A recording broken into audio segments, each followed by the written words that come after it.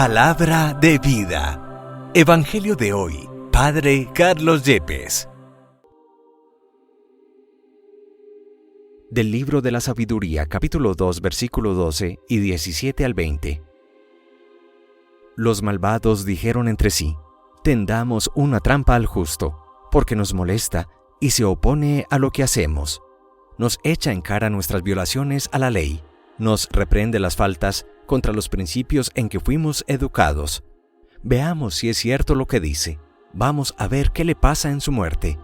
Si el justo es hijo de Dios, Él lo ayudará y lo librará de las manos de sus enemigos. Sometámoslo a la humillación y a la tortura, para conocer su temple y su valor. Condenémoslo a una muerte ignominiosa, porque dice que hay quien mire por él. Palabra de Dios, te alabamos, Señor. Salmo 54. El Señor es quien me ayuda. Sálvame, Dios mío, por tu nombre, con tu poder defiéndeme. Escucha, Señor, mi oración, y a mis palabras atiende. El Señor es quien me ayuda. Gente arrogante y violenta contra mí se ha levantado, andan queriendo matarme. Dios los tiene sin cuidado. El Señor es quien me ayuda, pero el Señor Dios es mi ayuda, Él quien me mantiene vivo. Por eso te ofreceré con agrado un sacrificio, y te agradeceré, Señor, tu inmensa bondad conmigo. El Señor es quien me ayuda. De la carta del apóstol Santiago, capítulo 3, versículo 16 al capítulo 4, versículo 3. Hermanos míos, donde hay envidias y rivalidades, ahí hay desorden y toda clase de obras malas, pero los que tienen la sabiduría que viene de Dios son puros ante todo. Además, son amantes de la paz, comprensivos, dóciles, están llenos de misericordia y buenos frutos, son imparciales y sinceros. Los pacíficos siembran la paz y cosechan frutos de justicia. ¿De dónde vienen las luchas y los conflictos entre ustedes? ¿No es acaso de las malas pasiones que siempre están en guerra dentro de ustedes? Ustedes codician lo que no pueden tener y acaban asesinando.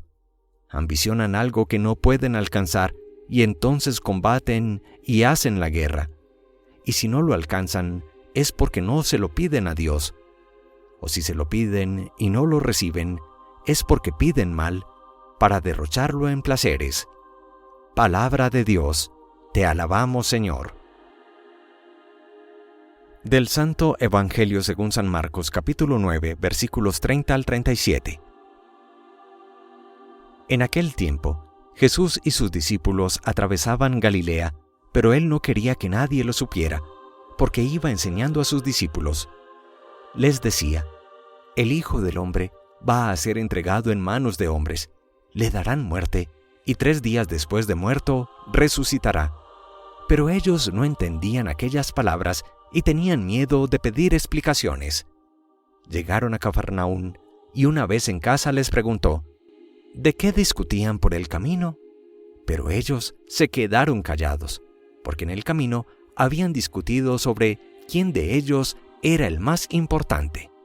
Entonces Jesús se sentó, llamó a los 12 y les dijo: si alguno quiere ser el primero, que sea el último de todos y el servidor de todos.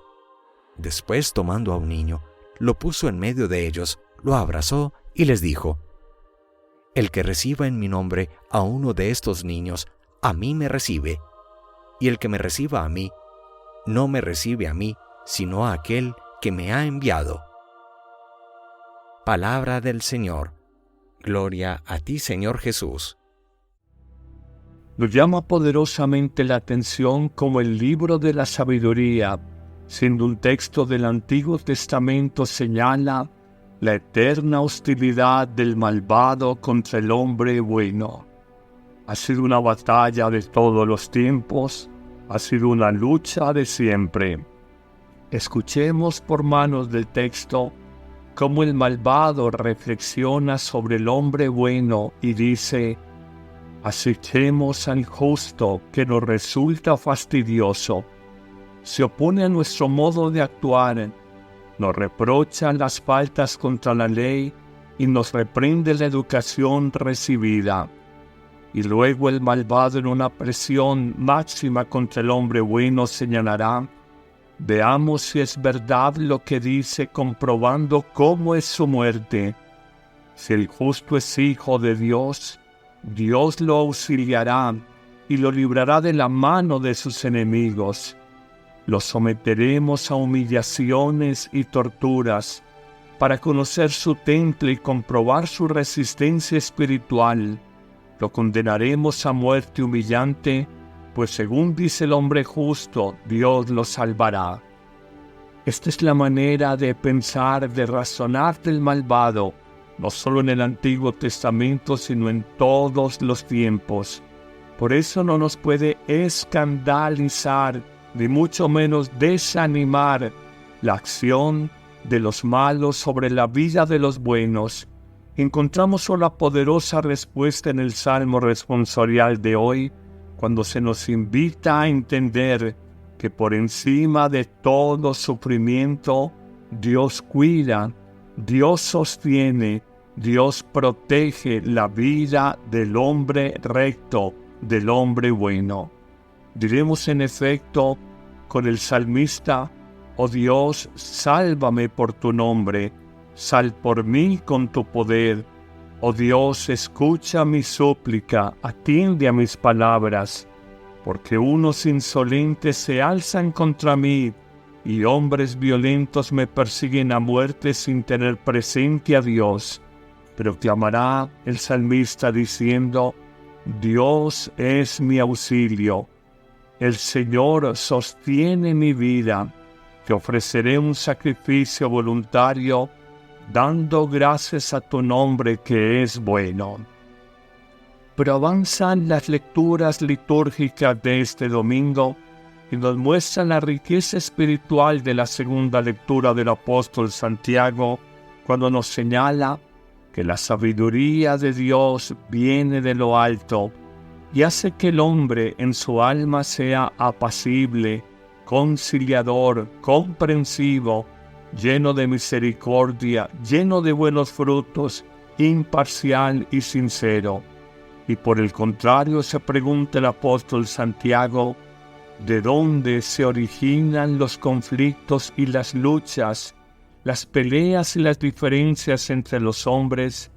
Y responderá el apóstol diciendo que todas estas luchas se originan en los deseos de placer y de egoísmo que pugnan dentro de nuestro corazón. Ambicionamos y no tenemos, asesinamos en el corazón y envidiamos y no podemos conseguir nada, luchamos y nos hacemos la guerra, señalará el apóstol Santiago. Todo esto nos prepara para reflexionar, para meditar el Evangelio de este día, tomado del capítulo 9 de San Marcos, cuando Jesús, atravesando Galilea, realiza una preciosa misión: instruir, formar, educar, enseñar en la sabiduría de Dios a sus discípulos. En efecto les dirá, hablando de sí mismo: el Hijo del Hombre va a ser entregado en manos de los hombres, y lo matarán, y después de muerto, a los 3 días resucitará. Los discípulos se quedan pasmados. Quizás no alcanzan a comprender el alcance de las palabras que dice Jesús. Ellos, por el contrario, discuten y se afanan por cuál es el más importante cuando Jesús, Mesías, sea coronado como Rey terrenal en Israel.